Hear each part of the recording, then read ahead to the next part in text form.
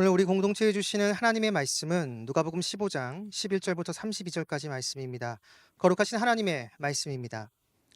또 이르시되 어떤 사람에게 두 아들이 있는데 그 둘째가 아버지에게 말하되 아버지여 재산 중에서 내게 돌아올 분깃을 내게 주소서 하는지라.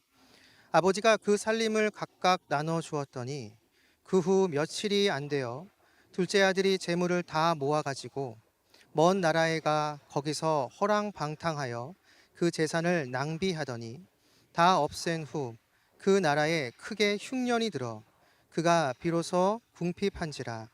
가서 그 나라 백성 중 한 사람에게 붙여 사니 그가 그를 들로 보내어 돼지를 치게 하였는데 그가 돼지 먹는 쥐염 예매로 배를 채우고자 하되 주는 자가 없는지라.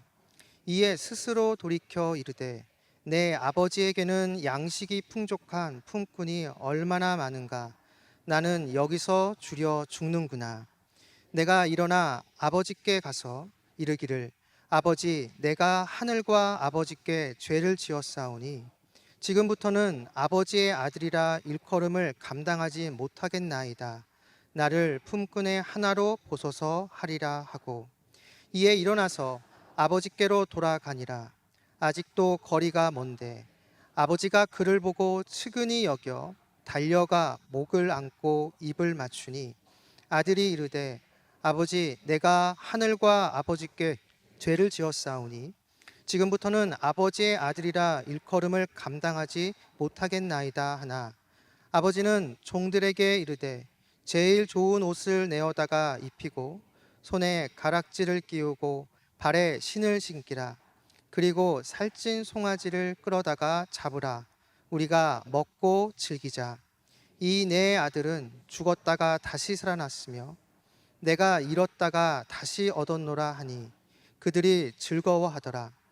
맏아들은 밭에 있다가 돌아와 집에 가까이 왔을 때에 풍악과 춤추는 소리를 듣고 한 종을 불러 이 무슨 일인가 물은데 대답하되 당신의 동생이 돌아왔음에 당신의 아버지가 건강한 그를 다시 맞아들이게 됨으로 인하여 살찐 송아지를 잡았나이다 하니 그가 노하여 들어가지 아니하냐거를 아버지가 나와서 권한대 아버지께 대답하여 이르되 내가 여러 해 아버지를 섬겨 명을 어김이 없거늘 내게는 염소 새끼라도 주어 나와 내 벗으로 즐기게 하신 일이 없더니 아버지의 살림을 창녀들과 함께 삼켜버린 이 아들이 돌아오매 이를 위하여 살찐 송아지를 잡으셨나이다.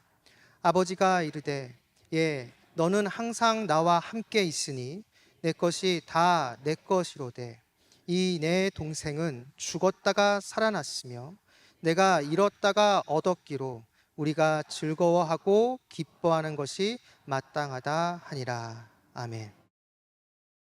오늘 본문 32절에 나오는 내 동생은을 오늘 말씀의 제목으로 삼습니다. 이 말씀이 저와 여러분의 삶으로 고백되기를 간절히 축복합니다. 누가복음 15장은 유명한 세 가지 비유가 나옵니다. 잃어버린 양 비유와 열 드라크마 비유, 그리고 오늘 우리가 살펴볼 탕자 비유입니다. 사실 이 비유를 예수님께서 말씀하시게 된 그 배경은 누가복음 15장 1절 2절에 나와 있습니다. 모든 세리와 죄인들이 말씀을 들으러 가까이 나아오니 바리새인과 서기관들이 수군거려 이르되 이 사람이 죄인을 영접하고 음식을 같이 먹는다 하더라. 예수님에게 세리와 죄인들이 가까이 오고 예수님이 이들을 영접하고 그들과 함께 식사하는 것을 당시 종교 지도자들이 보고 수군거리자 바로 예수님께서 이 비유를 가지고 당시 종교 지도자들에게 말씀하신 것입니다. 당시 종교 지도자들에게는 이스라엘 사람이 다 똑같은 이스라엘 사람이 아니었습니다. 종교 지도자들은 율법을 지키는 사람 그리고 율법을 지키지 않는 사람들로 나누고 자신과 일반 백성들을 구분했습니다. 사실 일반 백성들이 율법을 일부러 지키지 않는 것이 아니었습니다. 지킬 수 있는 상황과 여건이 안 된 것이죠. 그래서 어쩔 수 없이 지키지 못하는 그 경우가 태반이었습니다. 하지만 당시 종교 지도자들은 이러한 상황을 이해해주고 봐주지 않았습니다. 겉으로 드러나는 율법의 행함으로 의인과 죄인을 나누었습니다. 그러면서 종교 지도자들은 그들과 나는 다른 존재다라고 생각을 한 것이죠. 바로 이들에게 예수님은 잃어버린 양 비유 그리고 잃어버린 드라크마 비유를 말씀하신 것입니다. 이 비유 많은 분들이 잘 아실 것입니다. 잃어버린 한 마리 양을 찾기 위해서 99마리 양을 놔두고 어떤 사람이 집을 나섭니다. 그리고 그 잃어버린 양을 찾고 기뻐하죠. 한 여성이 10드라크마가 있었습니다. 그런데 집안에서 그 하나를 잊어버리자 부지런히 찾습니다. 그리고 결국 그것을 찾고 잔치를 벌입니다. 예수님의 이 두 가지 비유에서 우리가 좀 눈여겨봐야 하는 것은 잃어버린 양 한 마리, 잃어버린 한 드라크마는 잊어버렸을 뿐이지 그 존재가 달라지지는 않는다라는 것입니다. 잃어버렸지만 양과 드라크마입니다. 잃어버리지 않은 99마리 양과 같고 잃어버리지 않은 9개의 드라크마와 같습니다. 똑같은 존재라는 것이죠. 다만 잃어버렸다라는 것입니다. 종교 지도자들은 앞에서도 이야기를 했지만 사람을 똑같은 사람으로 보지 않았습니다. 마치 사람을 등급을 매겨서 자신들은 일반 백성들과 다른 존재다라고 생각을 했죠. 하지만 예수님은 이 비유를 통해 모두가 똑같은 양이고 모두가 똑같은 드라크마라고 말씀하십니다. 단지 잃어버린 것뿐이지 존재의 그 모습은 동일하다는 것이죠. 차별이 없다라는 것입니다. 바로 이것이 주님께서 사람을 보는 모습입니다. 사랑하는 여러분, 죄악된 인간은 본성상 내 편과 내 편이 아닌 사람을 구별합니다. 선을 긋고 차별하죠. 인간의 죄악된 품성이 그렇게 만드는 것입니다. 하지만 우리 주님은 그렇지 않습니다. 주님에게 모든 사람은 동등합니다. 모두가 다 하나님의 자녀이죠.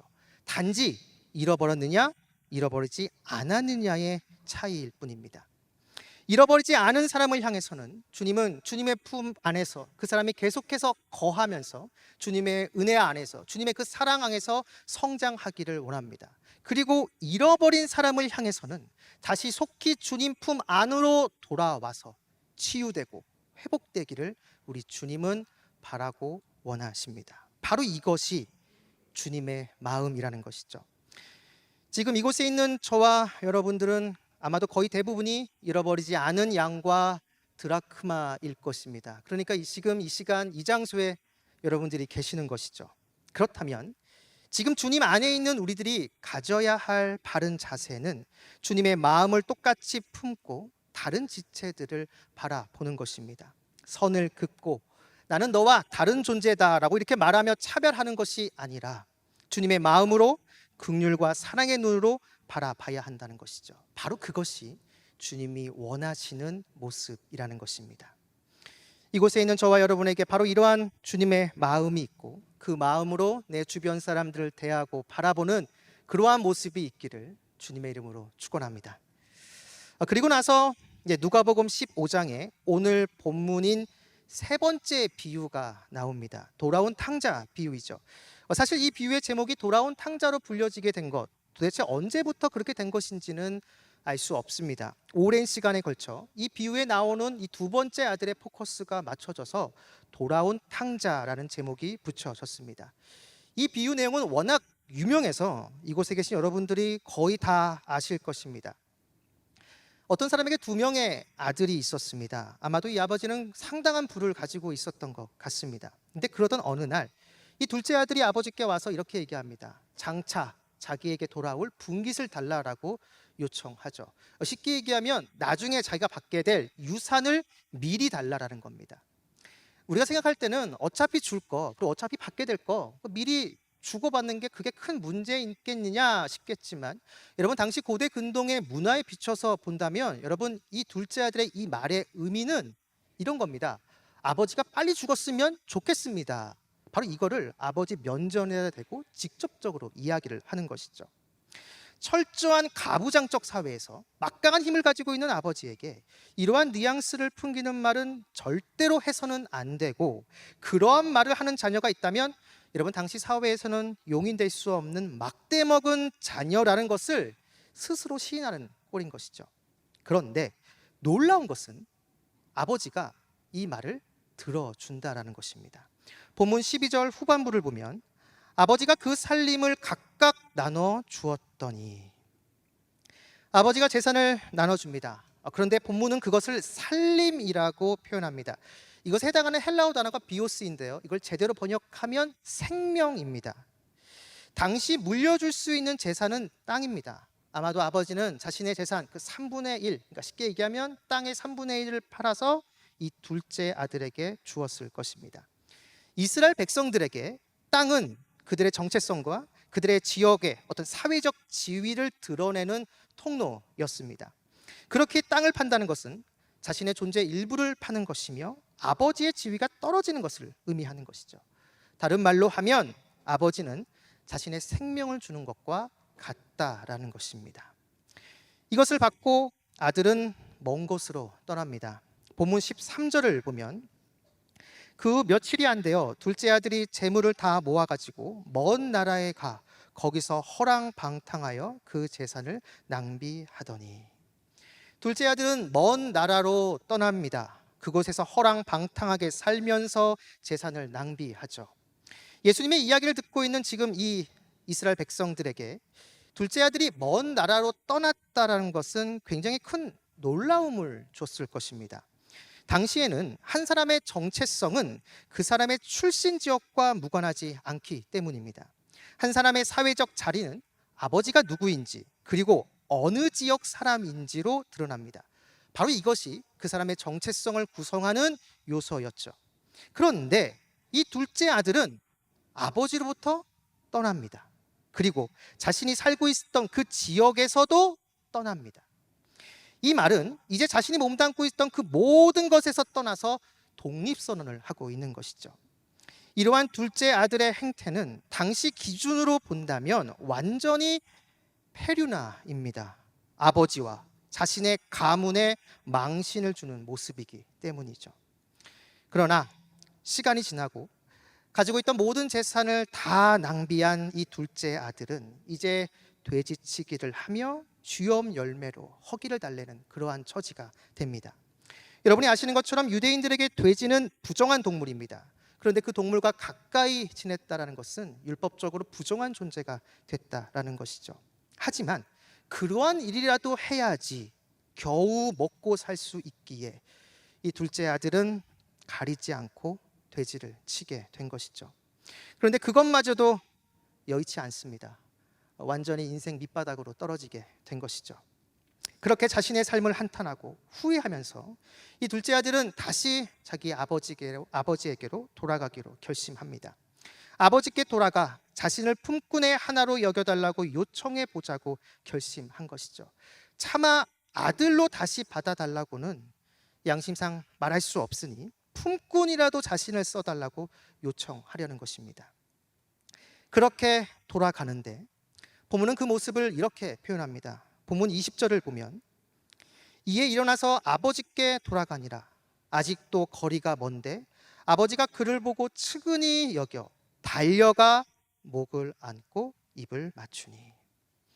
당시 고대 근동에서 한 가정의 가장은 쉽게 뛰지 않았다라고 합니다. 아이들과 여성은 뛸 수 있어도 한 가정을 책임지는 가장은 잘 뛰지 않았다고 합니다. 당시는 명예와 수치 문화가 있어서 명예에 조금이라도 손상을 주는 행위를 하지 않았는데 바로 그 중에 하나가 달리는 것이었습니다. 그래서 한 가정의 나이가 지극한 어른인 아버지는 달리지 않습니다. 그런데 본문에 나오는 이 아버지는 달립니다. 자신이 사랑하는 아들을 발견하고 말이죠. 여기서 우리는 당시 상황을 조금 더 생각해 볼 필요가 있습니다. 지금 아버지께 돌아온 이 아들의 모습은 분명 엉망진창이었을 것입니다. 처음 아버지를 떠날 때, 이 둘째 아들이 집을 나설 때의 모습은 깔끔했겠죠. 깨끗한 옷을 입고 말쑥한 모습으로, 그리고 아버지를 떠난 거죠. 하지만 지금 돌아올 때의 모습은 정반대입니다. 옷은 다 찢어지고 더러워졌고 머리는 헝클어졌고 못 먹어서 완전히 야윈 그러한 모습입니다. 누가 보더라도 이 둘째 아들로 알아볼 수 없는 그러한 모습으로 돌아오게 된 것이죠. 그런데 아버지는 알아봅니다. 이 둘째 아들이 아버지를 먼저 알아본 것이 아니라 아버지가 먼저 이 아들을 알아본 것이죠. 그리고 아버지는 뛰쳐나갑니다. 체면이고 뭐고 사람들이 뛰는 자기 자신을 향해서 뭐라고 하든지 상관하지 않고 그냥 뛰쳐나갑니다. 아버지는 아들을 한 번에 알아본 것이죠. 어떻게 그럴 수가 있는가? 아버지는 둘째 아들이 떠난 이후 한순간도 이 아들을 잊은 적이 없습니다. 아들의 얼굴을 떠올리며 항상 문 앞에 앉아 있었을 것입니다. 오늘이나 내일이나 아들이 돌아오기를 바라고 또 바랬던 것이죠. 사랑하는 아들이기 때문입니다. 사랑하기 때문에 기다릴 수 있었고, 사랑하기 때문에 모습이 달라져도 아버지는 아들을 알아볼 수 있었던 것이죠. 오늘 본문 앞에 두 가지 비유가 있다라고 말씀을 드렸습니다. 잃어버린 양 비유, 잃어버린 드라크마 비유입니다. 이 비유에서 공통점은 잃어버린 것을 적극적으로 찾는 모습이 나온다라는 것이죠. 바로 하나님께서는 그 잃어버린 그 한 영혼을 그냥 방치하고 그냥 놔두는 것이 아니라 그렇게 적극적으로 우리 하나님은 찾으신다는 겁니다. 그런데 세 번째 비유, 오늘 우리가 보고 있는 이 돌아온 탕자 비유에서는 조금 다른 하나님의 모습이 나옵니다. 그 모습은 기다리시는 하나님입니다. 항상 그 자리에 계시며 기다려주시는 하나님의 모습을 보여줍니다. 사랑하는 여러분, 우리 주님이 바로 이러한 분이십니다. 우리가 신앙의 여정을 걸어가며 실족하고 넘어져 죄악의 길에 빠져 헤맬 때도 우리 주님은 기다려 주십니다. 때로는 하나님을 향해 원망과 불평, 화를 낼 때도 우리 주님은 항상 그 자리에서 우리를 믿어주시고 우리가 돌아오기를 기다리십니다. 우리가 돌이키기만 하면, 우리가 돌아서기만 하면 우리 주님은 우리를 단번에 알아보십니다. 그 이유는 사랑하기 때문입니다. 사랑하기 때문에 우리가 돌아오기를 믿어주시고 우리를 기다려 주시는 것이죠. 혹자는 이 둘째 아들 향해 이렇게 말합니다. 만약에 이 둘째 아들이 외국에 나갔는데 외국에서 성공했다면, 돈 많이 벌고 출세했다라고 한다면 이 둘째 아들이 과연 아버지께 돌아왔을까? 절대 아닐 것이다. 이 아들이 지금 아버지께 돌아온 거는 지금 당장 못 살게 됐고 지금 당장 못 먹게 됐으니까 어쩔 수 없이 돌아온 것이다. 사람 잘 안 바뀐다. 나중에 상황이 또 잘 되면 이 아들은 또 아버지를 떠날 것이다. 여러분 어떠십니까? 이 의견에 동의하시나요? 정말 이 말이 맞고 둘째 아들이 이 마음을 은연중에 품고 아버지께 돌아왔다 하더라도 아버지는 이 아들을 받아줄 것입니다. 지금 이곳에 있는 저와 여러분들, 우리들도 마찬가지 아닌가요? 여러분, 우리가 죄를 짓게 되면 주님 앞에 나가서 회개합니다. 간절히 회개하죠. 그리고 결심합니다. 내가 다시는 이 죄를 짓지 않겠다. 그런데 여러분 어떤가요? 몇 날 못 돼서 몇 달 안에 똑같은 죄를 짓는 나 자신의 모습을 보면서 내 자신이 너무나 부끄럽고 내가 정말 예수님을 믿는 게 맞는 것인지 차마 부끄러운 모습 때문에 차마 주님을 바라보지 못하는 그러한 모습들이 우리 안에 많이 있습니다.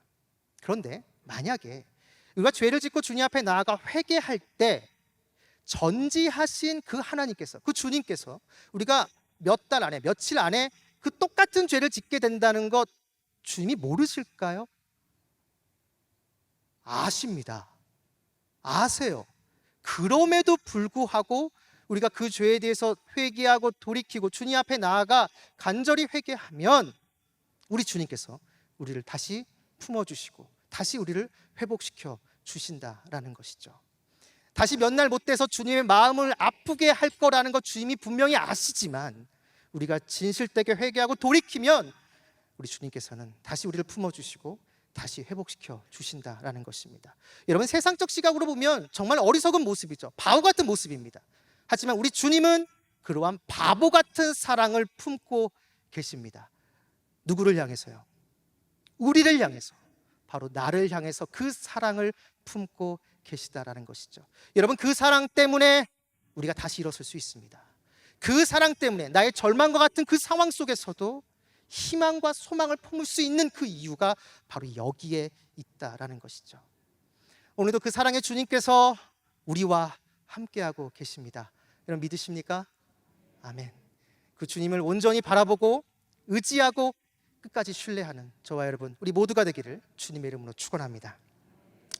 둘째 아들이 돌아와서 이제 마을 잔치가 벌어집니다. 아버지는 둘째 아들에게 좋은 옷을 내어다 입히고 손에 가락지를 끼우고 그리고 발에 신을 신기라 말합니다.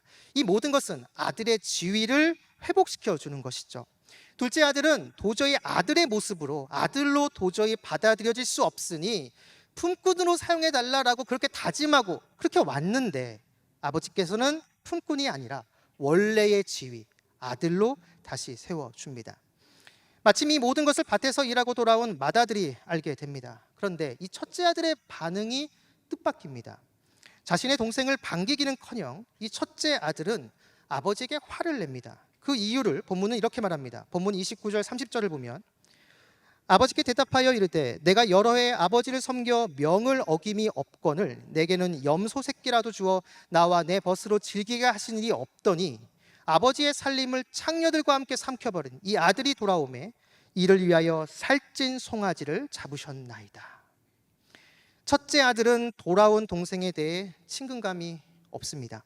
오히려 첫째 아들은 가문을 수치스럽게 한 일로 이 동생에 대해 매서운 말을 내뱉습니다.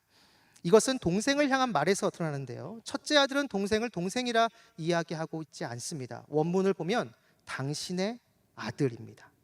동생으로 표현하지 않고 당신의 아들 이렇게 표현하므로 동생을 동생으로 인정하지 않겠다라는 것이죠. 이 말에서 자신은 동생과 다른 존재임을 드러내는 것입니다. 첫째 아들은 동생에 대한 분노를 아버지에게로 내뿜습니다. 자신은 아버지의 말을 한 번도 어긴 적 없이 지금까지 왔는데 자신을 위해서는 그 어떤 것 하나 해준 적 없으면서 왜 동생을 위해서 저렇게 동생을 환대해 주냐며 아버지께 화를 냅니다. 29절을 보면 아버지를 섬겨 명을 어김이 없거늘을 원문으로 보면 아버지를 위해 이 첫째 아들이 종처럼 일했다라는 것입니다. 첫째 아들은 아버지 옆에서 아버지를 위해 열심히 일했습니다. 마치 종처럼 말이죠. 큰아들은 스스로 자신을 아버지의 종으로 인식하고 있습니다. 그러자 아버지는 이렇게 이해합니다.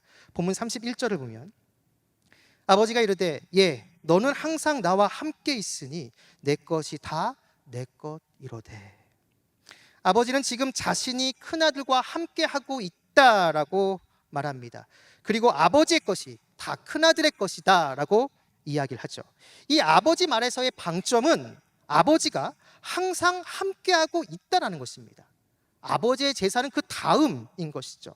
아버지와 함께하며 아버지와의 관계를 지속적으로 누릴 수 있는 것, 바로 이것이 큰아들이 갖고 있는 가장 큰 복, 가장 큰 축복이라는 것이죠. 하지만 이 큰아들은 이 복을 복으로 알아보지 못합니다. 사실 작은 아들도 그렇고 이 큰아들도 아버지와의 관계를 누리지 못합니다. 형식상 아버지와 아들로 불려지지만 이 두 아들은 아버지와 아들 그 관계 안으로 들어오지 못합니다. 작은 아들은 그 관계를 일부러 깨트리고 뛰쳐나갔고 돌아올 때도 여러분 봐서 알겠지만 아들의 모습으로 돌아오려고 한 것이 아니라 품꾼의 모습으로 돌아오려 했습니다. 큰아들은 지금까지 집안에서 아버지와 함께 했지만 이 큰아들의 자의식 속 안에는 스스로 자신을 아버지를 위해 종처럼 일한다는 그러한 인식이 있습니다. 두 사람 모두 아들이란 정체성이 없습니다. 결국 아버지는 이 두 아들에게 아버지의 아들이란 정체성을 다시 회복시켜주고 있는 것이죠. 이 관계가 가장 중요하며 이 관계로부터 풍성한 그 모든 것이 나온다는 것을 알게 해주는 것입니다.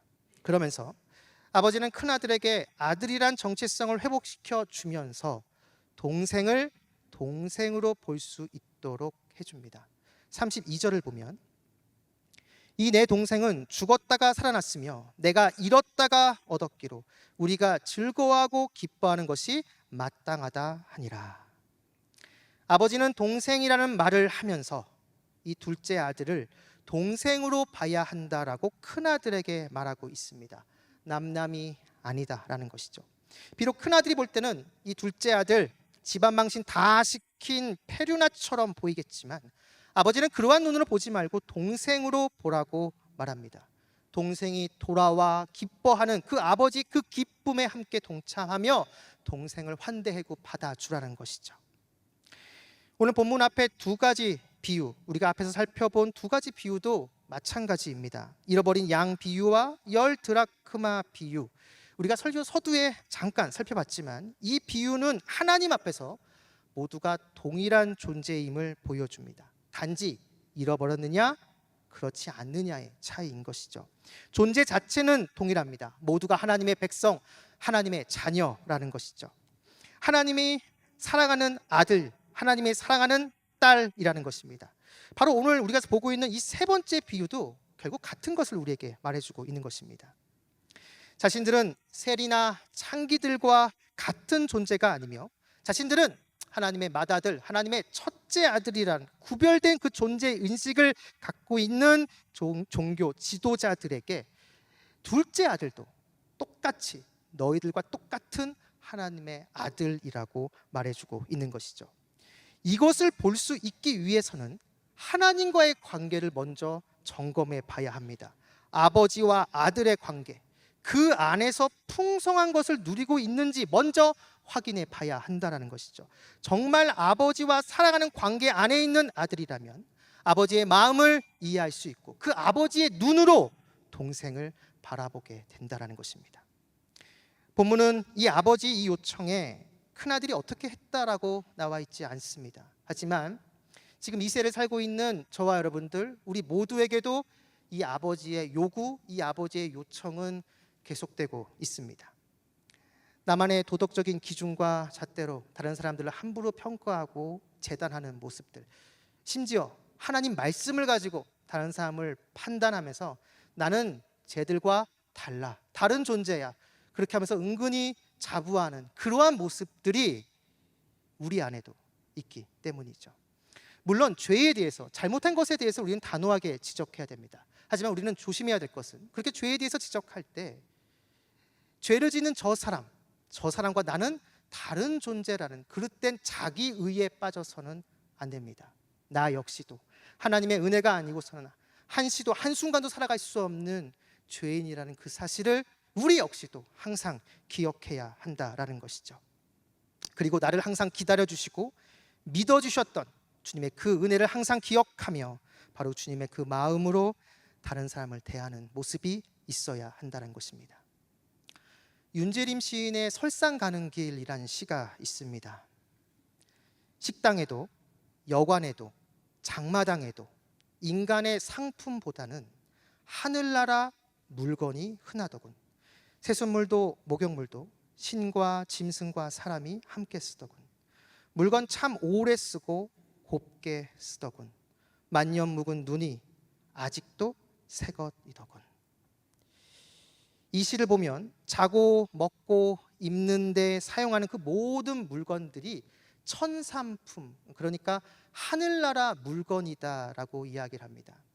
눈이 녹은 맑은 찬물로 짐승과 사람이 함께 세수하고 목욕합니다.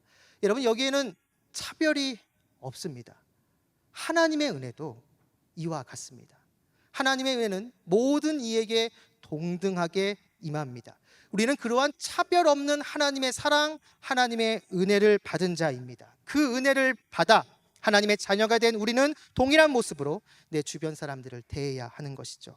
주님의 그 은혜 안에서 다른 사람들을 주님의 눈으로 보고 주님의 마음으로 대하는 모습이 바로 우리 안에 있어야 합니다.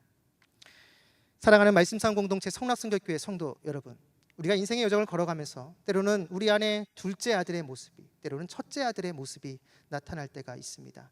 나의 연약함과 내 부족함으로 실수하고 죄악 가운데 걸려 넘어지고 가지 말아야 할 길을 갔다가 다시 회개하고 돌이키면 우리 주님은 항상 그 자리에 서 계십니다. 그리고 돌이킨 우리를 먼저 주님이 알아보십니다. 그리고 달려오십니다. 그리고 주님의 품으로 끌어안아 주십니다. 그리고 다시 주님의 자녀로 회복시켜 주십니다. 그 은혜가 우리를 살리는 것이죠. 그리고 우리는 내가 받은 그 은혜로 다른 사람을 봐야 합니다. 나의 기준과 잣대로 판단하고 비판하는 것이 아니라 먼저 주님의 마음을 품고 주님의 눈으로 볼 수 있어야 한다는 것입니다. 다른 사람과 선을 긋고 구별하고 나의 의를 드러내는 그러한 모습이 아니라 우리 모두가 주님의 은혜가 필요한 존재로 인식하며 서로가 서로를 긍휼히 여기는 모습이 우리에게 있어야 한다는 것입니다. 이제 곧 우리가 함께 나눌 성찬은 바로 그러한 은혜를 기억하는 시간입니다. 성찬을 통해 우리는 나를 위해 십자가에 죽으신 주님의 사랑을 기억합니다. 그리고 동시에 그 성찬을 통해서 주님의 살과 피를 먹으면서 우리 모두가 주님 안에 한 가족, 한 형제요, 한 자매임을 깨닫게 됩니다. 그리고 이 성찬은 단순한 예식을 넘어 주님의 사랑을 내 주변 사람들에게도 실천하겠다고 다짐하는 시간입니다. 주님께서 주신 그 사랑을 기억하며 그 사랑을 삶으로 흘려보내겠다는 우리의 결단이 바로 이 성찬에 담겨 있다라는 것이죠.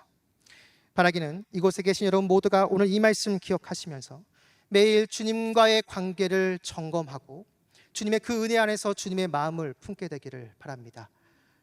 주님의 그 은혜가 나를 살립니다. 주님의 그 은혜가 나와 다른 사람과의 관계를 회복시켜 주는 것이죠. 주님과의 그 관계에서 주어지는 그 풍성한 은혜로 언제나 항상 주님을 닮아가는 저와 여러분 우리 모두가 되기를 주님의 이름으로 축원합니다.